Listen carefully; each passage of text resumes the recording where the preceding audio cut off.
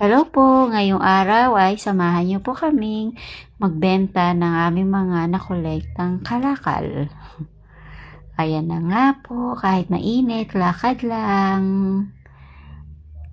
And then, ayan, nakarating na nga po kami kung saan yung grocery na merong machine kung saan namin ihuhulog yung mga kalakal namin. So, ganyan lang siya. Hulog-hulog mo lang siya. Tapos, after nyan mahulog mo lahat yan, pagtapos nyan, may resibong lalabas dyan. Kung magkano yung total na napagbentahan ninyo. Then, ayan na nga, tapos na kami magbenta. Syempre, diretso na kami sa loob ng grocery. So, bibili na kami ng mga kailangan namin. And, ayan na nga po. And we are the Kalakal Girls. So, ayan po ang aming journey. After nyan, syempre, mainit. So, bibili kami ng ice cream. Diba? Kailangan yan. And meet this Pingo. Dolphin po yan na may ice cream.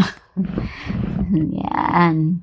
So, waiting na lang kami sa aming ice cream. And here we are. Kain po tayo ng ice cream sa mainit na panahon. And bye-bye po. Ciao! Bala!